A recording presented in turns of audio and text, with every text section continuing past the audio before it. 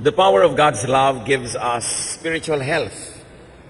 At dapat ang tao malusog physically, emotionally, spiritually. Imbalance spells illness. Pagka mayroong mga hindi balanse sa ating buhay, nagkakaroon tayong sakit. Kaya ang tunay na pagpapagaling sa mga karamdaman ay maging balanse tayo. To avoid and to cure illnesses, especially spiritual illnesses, you have to balance your life. Dapat ang buong buhay natin ay mabalanse, maging tama, at ito ay maging tamang-tama ang timpla. Ama namin sa langit, salamat sapagkat kayo po ay mabuti, kayo po ay dakila. Salamat dahil gusto niyong balanse ang buhay namin. Turuan niyo kaming laging ituwid ang mga liko, liwanagan ng madilim, lagyan ng timpla ang mga walang lasa sa buhay namin. Because you, O God, are the salt of our life. Patawarin niyo po kami sa mga kasalanan namin at gawin niyo kaming dapat na lumapit, humingi ng pagpapala dahil kayo'y mabuti at mapagpatawad at dahil pangako niyo sa inyong mga salita na kami inyong patatawarin at lilinisin kung kami nagbabagong loob at lumalapit sa inyo. We pray, Father, that you may be our teacher today and as you teach us, may you also heal us. Pagalingin niyo po kami sa aming mga karamdamang emosyonal, spiritual, maging physical at ang maganda niyong kalooban maganap sa aming buhay. We ask for and we receive your blessings in faith, O God. Buong-buo namin tinatanggap ang mga pagpapala, pagtutuwid, pagpapayaman niyo sa aming diwa sa sandaling ito. Kayo po ang maging tunay na tagapangaral. Gamitin niyo lang ang inyong lingkod. But let your blessings flow to all of us. Father, teach us, lead us, heal us. In the name of your Son, Jesus, we pray. Amen. Babasahin po natin ang Lucas 16, 19 hanggang 31 at maya-maya isa-isa natin hihimayin ang mga berso na ito. May isang mayamang laging nagdaramit ng mamahalin at saganang-sagana sa pagkain araw-araw. May isa namang pulubig ng ngangalang Lazaro na tadtad ng sugat sa katawan at nakahiga sa may pintuan ng mayaman. Sa hangad na matapunan man lamang ng mga mumong nahuhulog mula sa hapag ng mayaman. At doon nilalapitan siya ng mga aso at dinidilaan ang kanyang mga sugat. Namatay ang pulubi at siya dinala ng mga anghel sa piling ni Abraham sa langit bilang isang parangal. Namatay rin ang mayaman at inilibing. Sa gitna ng kanyang pagdurusa sa daigdig ng mga patay, natanaw ng mayaman si Lazaro sa piling ni Abraham. Kaya't sumigaw siya, Amang Abraham, maawa po kayo sa akin. Utusan po ninyo si Lazaro na isawsaw sa tubig ang dulo ng kanyang daliri at basain ang aking dila dahil ako'y naghihirap sa apoy na ito. Ngunit sumagot si Abraham, Anak, alalahanin mong nagpasasa ka sa buhay nung ikaw ay nasa lupa at si Lazaro naman ay nagtiis ng kahirapan.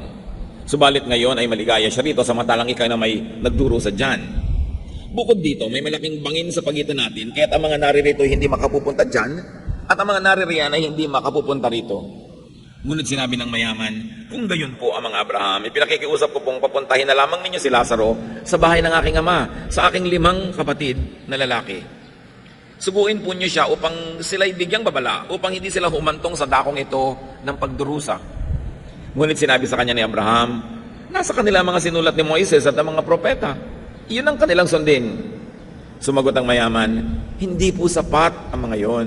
Ngunit kung magpapakita sa kanila ang isang patay na muling nabuhay, magsisisi sila at tatalikuran ng kanilang mga kasalanan.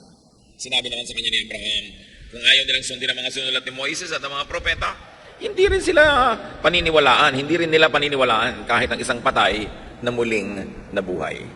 At nawa maging pagpapala sa atin ang muling pagtunghay sa napakatandang kasaysayan na ito na nakititiyak kong alam nating lahat. Luke 16, 19 to 21, as we study this now, piece by piece.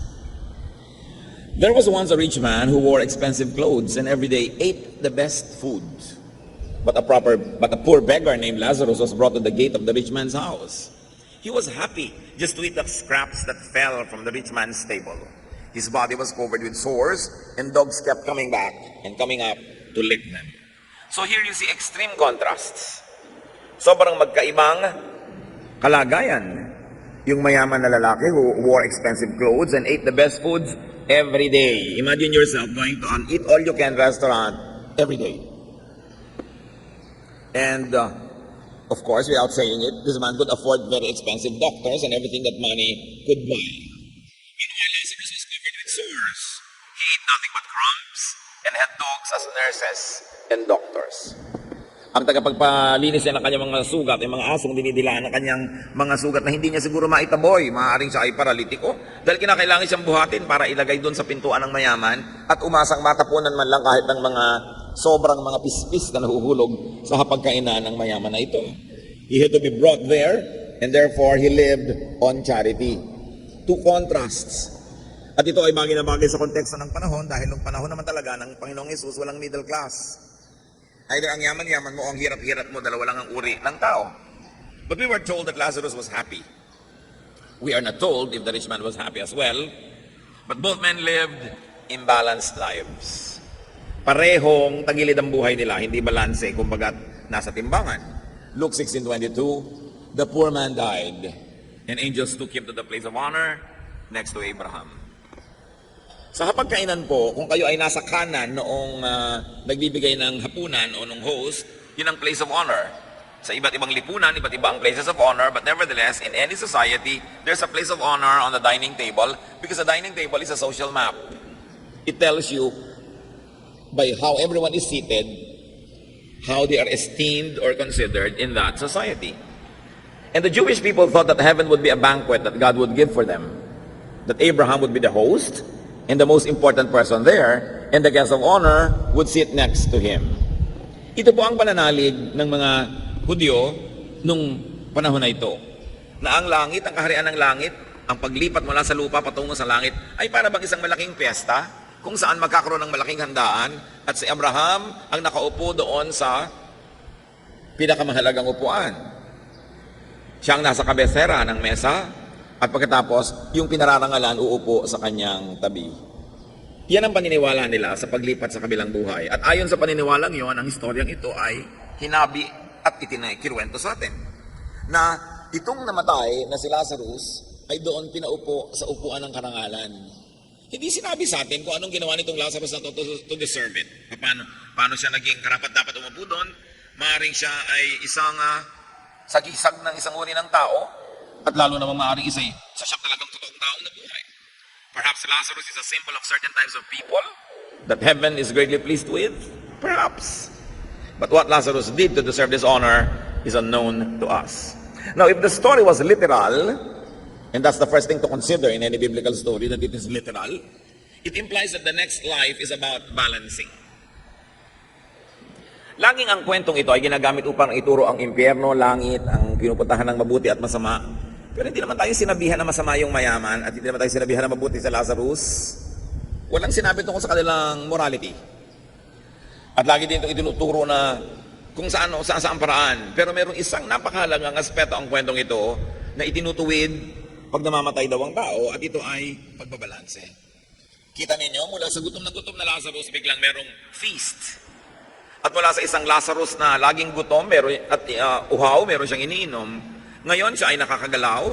So there was now food for the hungry, drink for the thirsty, comfort for those who suffer, acceptance and affirmation, even honor for those who have been rejected, and healing for the sick. Now he was no longer sick, and he was happy. If the story was symbolic, it still teaches that God's kingdom is about balancing. So kung ang pagtanggap natin sa kasaysayang ito'y literal, aktual, o kaya isang sagisag, simbolo ng mas matataas sa katotohanan, pareho pa rin ang mensahe. God's kingdom is about balancing. Kaya meron na namang food for the hungry. Bumukas ang eksena, ay yung lahat ng kabaligtaran ng nawala kay Lazarus sa buhay na ito, yun ang kanyang tinamasa. Luke 16:22-23. The rich man also died and was buried. He went to hell and was suffering terribly. Now, hell is not a very good translation. It came from the Greek word Hades, which the Jewish people often thought of as a place where the dead wait for the final judgment. Sa theology ng mga Jewish people, ang taong namamatay ay hindi agad-agad nagpupunta sa piling ng Diyos. Naghihintay muna sila doon. At syempre sa Christian theology, sinasabi natin na dahil ang hinihintay ay ang tagapagligtas, nung dumating si Jesus, ay dinala na niya ang mga naghihintay doon sa piling ng Ama, at ngayon ang namamatay ay diretso nang pumupunta sa Ama at hindi na naghihintay. Yan ang basic Christian theology.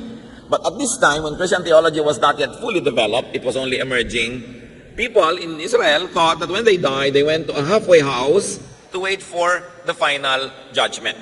where they would be led into the presence of God.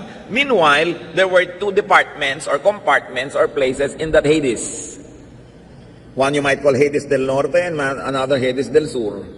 So nagpunta sa Hades del Norte itong rich man, no?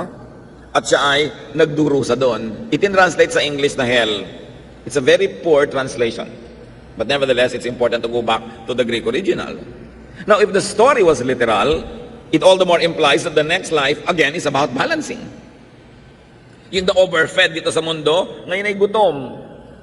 Yung nagpasasa sa lahat ng masasarap na inumin, ngayon uhaw na uhaw, at nagdurusa sa discomfort, sa init. There was unbearable heat, there was suffering, and not only that, while he enjoyed to be in the center of the social life of his community, and when he was alive, now he was isolated. Hindi pinapakita na may mga kasama siya, at siya ay binibigyan ng ginhawa. If the story was symbolic, it still implies that God's kingdom is about balancing. Mapupurga tayo ng kasasabi ng balancing kasi talagang paulit-ulit na bumabalik sa kwento. Deprivation for the overfed. No? So the inevitable and inescapable teaching is this, that spirituality should bring balance. Maraming mga tao kung kailan naging relihiyoso at saka naging hindi balanse, committed ang utak, lumiit ang mundo, naging overly like this and overly like that, nawalan na ng social life, nawalan ng balanse ang buhay, wala ng ibang topic kundi ang kanyang relihiyon, wala na siyang ibang ginagawa kundi mga bagay na pang next life, wala nang inaasikaso para sa life na ito. It's all a misapplication of spirituality. Because the central theme of this story is that your life must be balanced. Binalanse, yung gutom pinakain, yung dating sobrang busog ngayon ay nagdurusa at hindi makainom ng isang patak na tubig. To be in heaven in the next life, and to be in heaven in the present earthly life, one has to be balanced. Kaya hindi ba sinasabi, lahat ng mga nagdurusa, papahirin ng luha pagdating doon sa kabilang buhay? Ibig sabihin, yung mga dating nabuhay sa lungkot, babalansihin, bibigyan naman ng Diyos ng saya. Yung naging mga sobrang saya, lalo at the expense of others and their spirituality and at the displeasure of God, biglang dusa ang kanilang mararanasan. Pagbabalanse. So live a balanced life. Isa yan sa mga napakalilinaw at idinidiin na turo nitong kwentong ito. Na hindi lamang tayo nagkakaroon ng balanse pagdating ng kabilang buhay. Dapat sa buhay pa rin na ito, sinisika kung maging balanse ka. Kasi life is all about balance. So get rid of excesses. Meron kang mga higit sa iyong pangangailangan, give. Giving is a balancing act. Balance negative things with positive ones. May nasabi kang masakit sa iyong kapwa, bawiin mo, magsabi ka naman ng sorry, o kaya ng mabuting bagay. May utang ka, bayaran mo para mag-balance. Kasi habang hindi ka nagbabayad, naka-negative yan. May mali kang nagawa, ituwid mo. Meron kang pagkukulang, punan mo sa iyong kapwa. Meron kang mga pananagutan sa Diyos, gawin mo para balance. Pag bata ka, inaalagaan ka na yung magulang at tinatangkilik. Pag siya naman ang tumanda, siya naman ang aalagaan mo, tatangkilikin para balance. Tinanggap ka ng iyong biyanan, tatanggapin mo rin siya para balance. Dapat ang lahat balance. Namamasukan ka, sinusweldohan ka, pagtrabahuhan mo yung sweldo.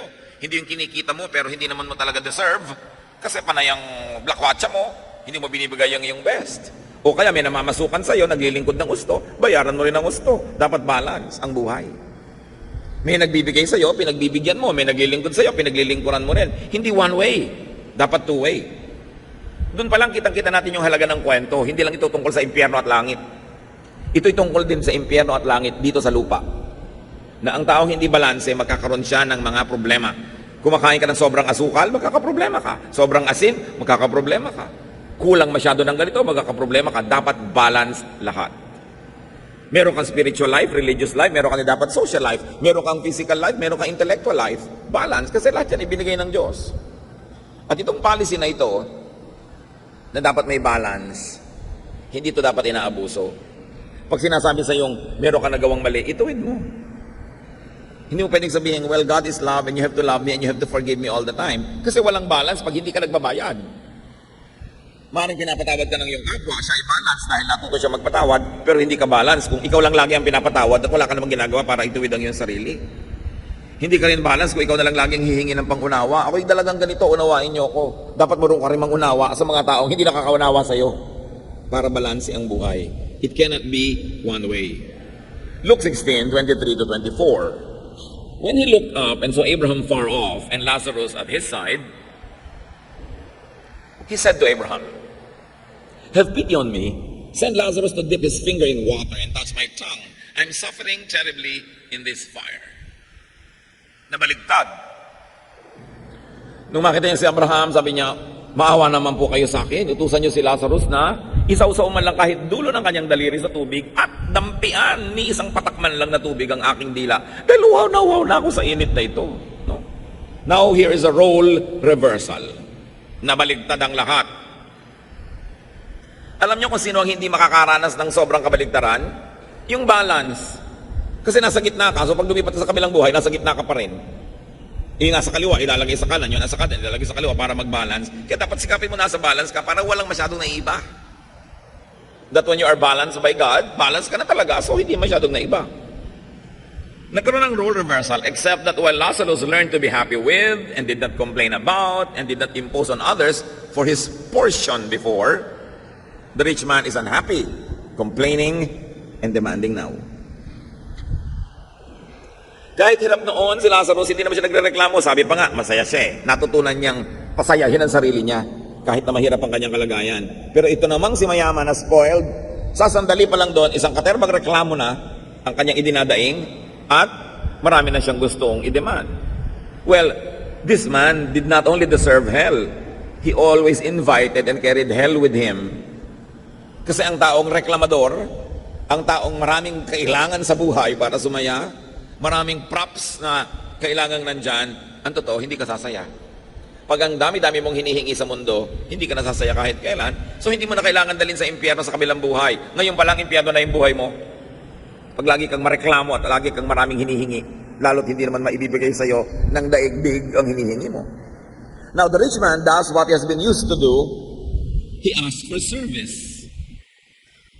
Nakakabulag talaga kung minsan yung yumaman ka, magkaroon ka ng kabuhayan at kasikatan at kung ano-ano. Tingnan nyo to, nandun na siya sa kabilang buhay, humihingi pa ng service. Inutusan agad si Abraham. Father Abraham, utusan nyo nga si Lazarus na mag-igib ng tubig para naman ako guminhawa dito. So ang totoo, dalawa yung inutusan niya. From Father Abraham no less, and from Lazarus of all people, he wanted service. The rich man clearly represents some types of people. People who are spoiled, palautos, feeling entitled, na lahat ng mga hirap nila sa buhay ay kailangang ibsan ng paglilingkod ng iba.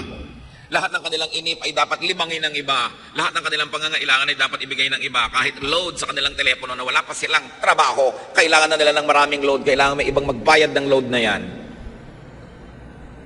Biglang mag-aasawa ng wala sa lugar, kailangan iba ang magbayad ng handaan. Magkakaroon ng anak, kailangan iba ang bumili ng gatas kasi hindi naman nila magawa yung mga dapat nilang gawin. Spoiled people.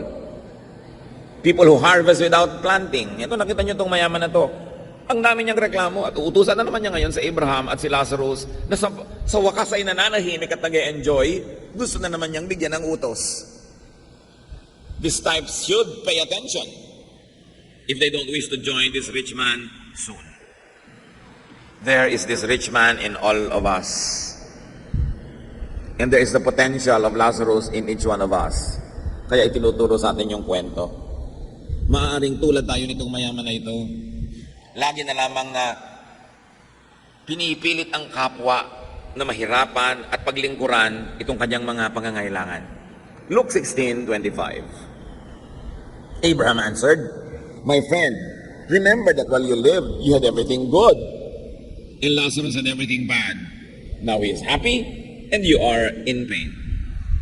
Obvious ba mga kapatid? Balancing is accomplished in Hades. Sabi niya, sa sandali ka palang naghihirap ha. Gusto mo na agad paglingkuran ka namin. Nakalimutan mo na ba? Sarap-sarap ng buhay mo nun. Hindi ka nakaisip tumulong sa kapwa. Hindi ka man lamang naging mabuti. Tapos ngayon, itong nahirapan si Lazarus, gusto mo utusan na agad. Pasensya ka. Yan ang hinahanap na pagbabalanse ng buhay mo dahil diyan ka lumabis. This is not even about doing bad or doing good. It's just about being imbalanced. It's just about imbalances, having too much of having too little of life's supplies. Sa lahat ng laging gipit, gutom, uhaw, kapos, alam ng Diyos ang inyong kalagayan. At yan ang pangako ng kwentong ito, mababalanse yan. Mainam na mabalanse dito pa lang sa buhay na ito. Pero kung kayo mapagkaitan ng kapalaran sa buhay na ito dahil sa napaka-oppressive system ng buong planeta, alam ng Diyos kung paano kayo bibigyan ng ginhawa sa kabilang buhay. Alam ng Diyos kung paano kayo bibigyan ng gantimpala sa pagtitiis. Lalo na sa pananatiling mabuti sa kabila ng mga hirap na ating dinaranas. Ito ang central theme ng kwento. Kaya ang pinag-uusapan pa lang dito mga kapatid, imbalance. Paano pa kapag inaisapan yung being bad or good? Pag pinag-usapan pa natin yung the bad is punished and the good is rewarded, lagong lumilinaw ang dapat natin gawin sa ating buhay. That we should be good. So that we don't need grave balancing. Kasi balance na tayo. Kasi good na. Na dapat na nating ituwid ang ating sarili kasi pilipitin at ituwid pa tayo pilit ng langit. That we should volunteer to balance ourselves. Pag ang dami-dami yung blessing, magkusa na kayong mamigay. Pag meron kayong lakas na extra, kusa na kayong maglingkod sa mga mahihina. Pag kayo'y matalino, kusa na kayong magturo doon sa mga kulang sa kaliwanagan. Pagka marami kayong mga biyaya sa buhay, mamahagi sa mga kinakapos. Kung binibigyan kayo ng Diyos ng pagtitiis at pagtsatsaga, humanap kayo ng krus na inyong papasanin at pasanin nyo yon. Kung minsan, yan ay yung mga paglilingkod sa kapwa, yan ay pagmamalasakit, outright giving. This story is a warning to the overfed, to the overabundant and overindulgent people who never share blessings. Na kung kayo ay merong mga kumpanya, matuto naman kayo mag-profit sharing. Okay, legally speaking, tama naman ang ginagawa nyo, nagpapasweldo kayo. Hindi na kayo pwedeng idemanda sa Department of Labor. Nagbibigay kayo ng mga hinihingi ng legal systems of our country. Pero kayo naman ang nakakaalam kung lumalangoy kayo sa mga tubo. Napakahirap ba naman na mag-share ng profit doon sa mga katuwang nyo sa trabaho ng mga manggagawa. Huwag nyo nang antayin na langit pa ang magbalanse. Kailangan mag-volunteer na tayo. Hindi ba? Paminsan, nakakahalata kang, ay, sobra na yata akong tamad. Walang kilos-kilos sa aming katawan. Magbo-volunteer ka ngayon mag-exercise para hindi mo na antayin magkasakit at mapuwersa kang mag-exercise. Pag alam mo na hindi balance ang kinakain mo, ikaw na yung mag-balance kaysa mag-antay ka pa ng stroke, mag-antay ka pa ng sakit, at pagkatapos talagang binalance ka dahil nakaswero lang yung pagkain mo. Kailangan pa ba nating hintayin na pilitin tayo ng kalikasan? Nahampasin tayo ng langit para ituwid natin ang mga kalikuan natin. Mas masarap ikaw na ang kusang gumagawa nun. Kaya maganda araw-araw ang tao nag-iisip, sumobra ba ako? Sumobra ba ako sa pang-aapi sa asawa ko? Sumobra ba ako sa pag-expect sa mga magulang ko, ang tanda-tanda ko na? Sumobra ba ako sa mga masasakit kong salita sa aking mga empleyado? Sumobra ba ako sa panggigipit sa aking kapwa? Sumobra ba ako sa paglalagay ng interes sa mga pautang ko? Lahat ng sobra, itinutuwid yan ng Diyos.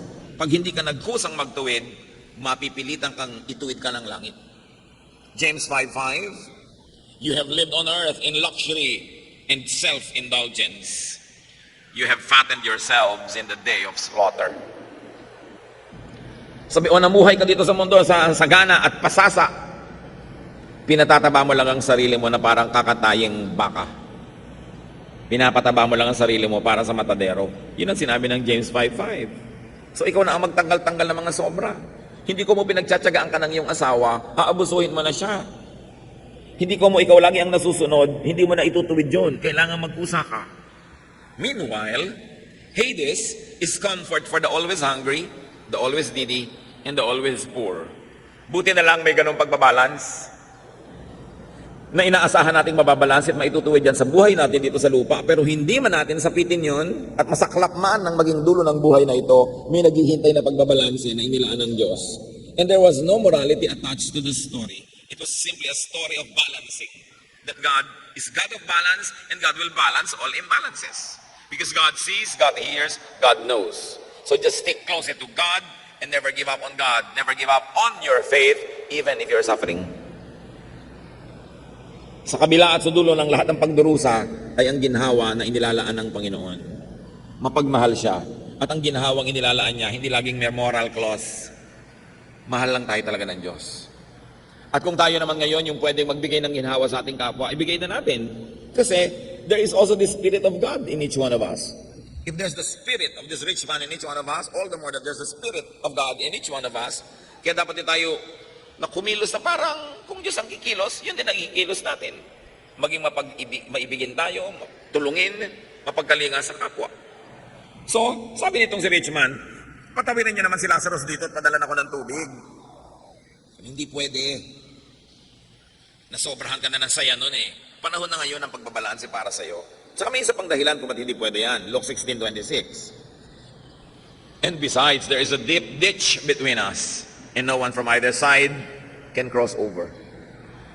Sabi niya, alam mo, gustuhin man ni Lazarus na sundin ang utos mo. Hindi rin pwede eh. May bangin sa pagitan natin, walang makatatawid. Hindi kami pwedeng magpunta dyan at hindi ka rin pwedeng magpunta dito. May bangin na hindi pwedeng tawirin. Parang familiar, ano? A metaphor of the great social divide on earth. May tarangkahan ng bahay niya, yun yung bangin. Hindi pwedeng tumawid si Lazarus, hanggang tarangkahan lang siya. Nasa loob naman si mayaman. Di ba laging may mga ganyan division? Hanggang dyan ka lang, hindi ka pwede dito. Exclusive ito, sa amin lang ito. By membership lang ito. Gated community kami, may gwardiya dito, kailangan may sticker ka. Kung wala kang sticker, hindi ka makakapasok. Yung mga ganyan-ganyan, ano? There's always this divide, this bangin between the rich and the poor. So merong alabang girl at merong alamang girl, di ba? So alam na alam mo, ay alabang girl ito may alamang. So may social divide. Merong educated and ignorant. Merong, yung mga relihiyoso, merong holy and sinner. Nauso yon sa mga Israelites noon. Holy kami, sinner kayo, hindi kayo pwedeng makisalamuha. Na tinawid ni Jesus, ha? Yung bangin na yon. Yung rich poor, tinawid niya. He ministered to everybody. The educated and the ignorant, tinawid niya. At siyempre, racially, merong white and black. Maputi kami, may itim kayo. Diyan kayo mga ita. Diba? Dito kaming mga tisoy. Merong ganyan mga division. At yung division na yon, na-enjoy ng rich man sa earth. Kasi hindi matawid yung mahihirap, yung pagitan ng mahirap at mayaman. Laging nandun lang sila, etsepuera, tagalabas. Hindi nila yun natawid. Hindi nila napasok yung maginhawang daigdig ng gated villages ng mga mayayaman. At kung paano na-enjoy ni mayaman yung pagkakahati nun, ngayon gusto niyang baligtarin. The rich man wanted the chasm crossed to his advantage. Kung nung araw hindi niya papatawirin at papasukin sa kanyang bakuran si Lazarus, ngayon na siya ang nagdurusa, gusto niyang papasukin para dalhan siya ng tubig.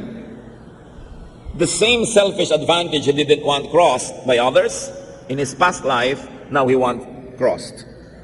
Remember, Lazarus remained outside just at his gate. Isang major lesson yan, don't burn the bridge over which you too must pass. Pag sobra ka laging exclusive ang gusto mo, paano? Baka ibigay nga sa'yo, exclusive, wala makapunta sa'yo, hindi ka mapuntahan. If you want to receive, give. Cross that bitch. If you want to be forgiven, forgive. If you want to be understood, understand. Remember that you keep only what you give away. If you like to cross over to other people's paradise, be willing to let other people cross over to your comfortable place. Gusto mo ang mga tao'y makiramay sa'yo sa panahon ng iyong hirap?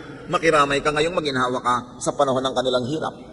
Share your abundance, share your happiness, share your good fortune. Kumain ka ng masarap sa isang restaurant, why don't you order a special food and give it to your waiter? Iwi niya sa kanyang asawa. Share. Napakahalaga to share. Luke 16:27-28. But the rich man said, Abraham, then please send Lazarus to my father's home. Let him warn my 5 brothers so they won't come to this horrible place. Sige po, kung hindi pwedeng tumawid si Lazarus patungo sa akin, pabalikin nyo na lang sa lupa. Papuntahin nyo sa bahay namin at bigyan ng babala ang mga kapatid ko para hindi sila kailangang mapunta rin dito. Ayokong mapunta sila dito. So again, another typical amo. He wants to assign Lazarus a task for the benefit of his family.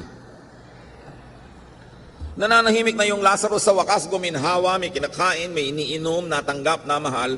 Aba, gusto pang pabalikin itong mayaman na to sa lupa, kung saan, dehado naman dun si Lazarus. Kung kayo si Lazarus, makakabahan kayo, naku, makapayagan ni Abraham, nandito na nga ako, papabalikin pa ako. No? Ito namang mayaman na to, napaka-selfish, gusto niyang guminhawa yung mga kapatid niya, gusto niya magdusa na naman tong si Lazarus. The rich man wanted to pull Lazarus from his new comfort and make him return to earth, probably to his former suffering. Selfishness is constantly being revealed here. Na kahit mga love for other people, like kamag-anak niya, pero it still meant hatred for others that he wanted to use. Selfishness could have brought this man to his hell. Maring yun ang dahilan kung bakit siya nasadlak dito. Pero take note mga kapatid, marami ring poor na selfish. Hindi napunta dito sa pagdurusa yung mayaman dahil mayaman siya. Hindi sinabi yon, ha? Yung ugali niya nagdala sa kanya doon. Hindi rin naman sinabi kaya napunta tong si Lazarus doon sa ginhawa dahil mahirap siya. Dahil maraming mahirap na ang mga ugali hindi pwedeng dalhin sa paraiso. The economic situation of these two men were not relevant points. But we can surmise that it is about their character, about how they conducted themselves, how they lived their lives. So this is not just about class war or class struggle. It was a moral, social situation. So while the rich man wanted to love his family, here he wants someone else to do it for him. See how the same selfishness rears its ugly head every day. Sa buhay natin, maraming ganon. Rich parents abusing poor servants for the benefit of their spoiled children. Diba? Napabalitaan natin? Maid ni rape ng anak ng asendero. Mahal kasi ni mommy ang anak niya. Magdusa na lang ang maid, bigyan ng 10,000, pauwiin sa probinsya. Hindi ito papapanagutin ng anak. O mapagmahal ka magulang. Pero naaapi mo yung ibang anak ng ibang magulang. Nalilimot mo na yung inaapi mo, may magulang ding nagdurugo ang puso dahil naapi yung anak niya. Kumisan sa ating pagmamahal sa ating pamilya, sa mga malalapit sa atin, ine-exploit na natin yung iba. Kitang-kita mo yan kumisan. Yung mga kawawang yaya na habol ng habol dun sa mga mala-impaktong mga alaga nila. At kung ano-anong gagawing mga kamalditahan ng mga alaga nila, tapos ang sasabutin ko at papagalitan ng spoiler na mother, yung kawawang yaya. Ang tingin niya sa anak niya ay anghel, hindi niya makita yung mga kaliskis, no? At mga sungay. Maraming ganon. Mahal na mahal yung anak, pero hindi marunong magmahal man lang doon sa yayang nag-aalaga sa anak. Tao rin yun, at anak din yun ng kung sinong nasa probinsya na nag-aalala din tungkol sa kanyang anak na namamasukan. Dapat nga kung marunong tayong magmahal ng anak natin, lalo ka natututong magmahal ng lahat ng tao dahil bumukas yung puso mo sa kahulugan ng pagmamahal. Pero yung bulag na pagmamahal, ang mahal mo lang yung anak mo kahit rapist. Kahit yung anak mo ay may binaril, my son is very good. Nakikita mo sa TV lagi mga bulag na magulang. May minasakir na yung mga anak nila. Gusto nila, suhulan na lang lahat yung tao at palusutin yung mga anak nila. Pag-ibig sa konti, pero paggamit at paglabag, no, sa mga basic decency sa buhay. Kasi malakas bumulag yung pagmamahal sa kamag-anak. Pero huwag nating lilimutin na lahat ng tao ay kamag-anak natin dahil lahat tayo nilikha ng Diyos. May naka-assign lang sa'yo na naging biological children mo, biological relatives. Pero sa palagay nyo ba may kinikilingan na tinitingnan ng Diyos? Mahal niya ang lahat ng tao. Kaya dapat marunong tayo magmalasakit. Hindi yung meron kang kikidnapin at papatayin mo dahil mag-e-enroll ang anak mo. At napakaraming ganon. Pagka magpapasko na, ang daming kidnapan, ang daming patayan kasi para makapag-uwi ka ng Quezon de Bola sa iyong pamilya, may kikidnapin ka at babarilin. Kasi sobrang mo lang mahal. Yung mahal mo sa kamag-anak mo, pero yung ibang tao, nililimot mo na dapat nating kinakalinga ang lahat ng kapwa natin. Eto na naman tong mayaman na to. Mahal ko mga kapatid ko, pabalikin sa lupa, sa lugar ng pagdurusa, yung Lazarus na yan. Kitang-kita natin yung selfishness. Parang sila lang ang may karapatang mabuhay at sumaya. There was imbalance. No? Napakaraming mga ganyang uri ng pag-abuso ng ating kapwa. Balikan natin ang kwento, Luke 16:29. Abraham answered, your brothers can read that Moses and the prophets wrote. They should pay attention to that. So ano bang kahulugan ng Moses and the prophets? It meant the Jewish scriptures, the Old Testament. So ang sinasabi dito ni Abraham, they have religious sources available to them. Bakit aabalahin mo pa itong si Lazarus na nananahimik dito? And what is the Old Testament's general teaching? Good works, personal righteousness. Yung dalawang yun, maging righteous ka, maging matuwid, at gumawa ka ng mabuti, lalong-lalo sa iyong kapwa. So ang ibig sabihin lang dito na Abraham, gusto mong huwag sila makarating dito, meron namang available na material. Nakaturo na lahat yan kung paano sila magiging matuwid at paano sila maglilingkod. Luke 16:30-31.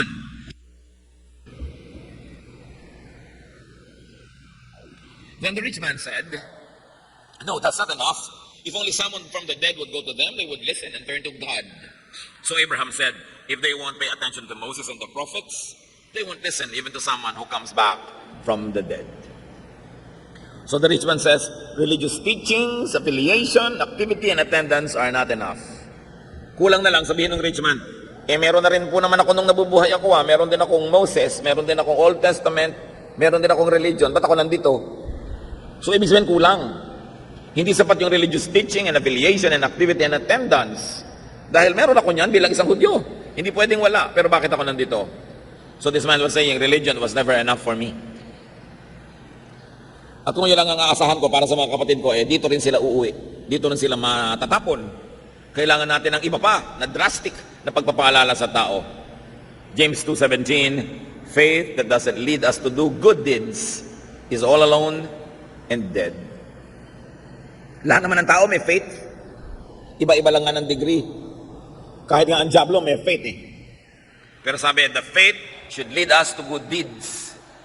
Otherwise, kung ang pananalig mo hindi nagbubunga ng paggawa ng mabuti, baliwala ang pananalig na yon. At maaaring ganun ang uri ng pananalig nitong mayamang namatay. Alam niya yung scriptures, alam niya ang tradisyon, alam niya ang batas, alam niya ang utos, pero nagbunga ba yun ng mabuti sa buhay niya? Nagkaroon ba siya ng paggawa ng mabuti? So balance your life now. Kung merong oras na dapat balansehin ang buhay, huwag ipaghintay. To the rich man who didn't care about his eternal life, sabi ng Luke 12:20, but God said to him, you fool, tonight you will die, then who will get what you have stored up? Hindi mo naman alam kung kailan katatawagin ng Diyos, kung kailan matatapos ang buhay na ito. Kailangan ang itutuwid na. Huwag nang ipagpaliban pa dahil baka kamatayan, naliko. Therefore, sa kabilang buhay itutuwid. Dapat dito na ituwid. Baka kamatayan na imbalance. Sa kabilang buhay pa ngayon babalansehin. Dapat dito na, habang may panahon. Balance the life of your loved ones also. Now. Mga magulang na nang i-spoil ng mga anak. Mga mahal sa buhay na nagbubulag-bulagan sa mga kamalian ng ating mga mahal sa buhay. Learn from Job. Job 1:1-5. Many years ago, a man named Job lived in the land of Uz. He was a truly good person who respected God and refused to do evil. Job had 7 sons and 3 daughters.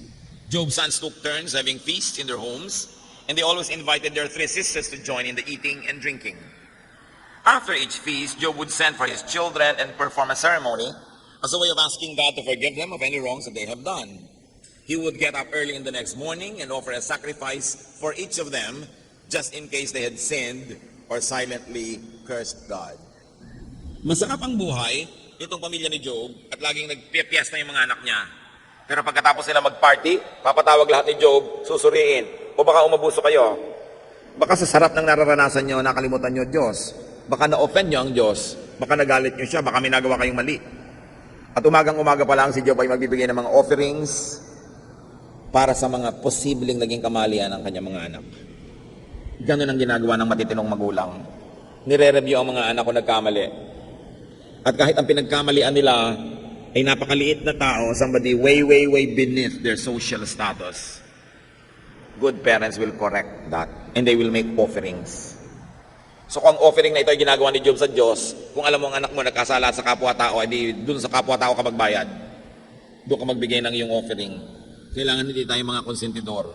Kailangan marunong tayo magtuwid ng mga kamalian ng ating mga mahal sa buhay. Kung hindi, aantayin pa ba natin na langit ang pumalo sa kanila at sa atin? Intercede for your children.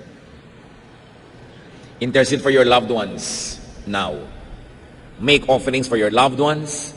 Pray for them. Dahil baka may mga imbalances ang buhay nila. Tandaan natin, walang nakakalusot. Sabi nga, mene tekel parsin. The writing on the wall, tinimbang ka, ngunit kulang. At dumating ang hatol ng Diyos sa mga kulang, ang timbang. Dapat tayong lagi magsikap na itama. At huwag na natin patagalin. Every day, may nagawa tayong mali, ituwid. Meron tayong naging utang sa kapwa, bayaran. Meron tayong naging mga natanggap na mga paglilingkod, suklian. Laging dapat balanse ang buhay. Ama namin sa langit, turuan niyo po kaming suriin ang mga sarili namin. Hanapan kami ng mga imbalances at maituwid ang mga ito. Ituro mo sa amin, Panginoon, at tanggapin namin mga pagkakamalit. Ituwid ito kahit na inconvenient. Kahit na minsan nakaka-embaras na tumanggap ng pagkakamali. Kung may mga tao kaming inaabuso, turuan niyo kaming ituwid ang mga ito at ibalanse. Panginoon, ano po ang kahulugan ng kwentong ito sa aming buhay? Patuloy niyo pang ipaliwanag sa amin. Magdili-dili tayo sa mandali ng katahimikan. Hanapin sa Espiritu ng Diyos ang personal pang mensahe para sa atin mula sa kwentong ito. Ama, sa katahimikan, turuan niyo po kami, tulungan, pagpaliwanagan. Let's be alone with the Lord in a moment of reflection.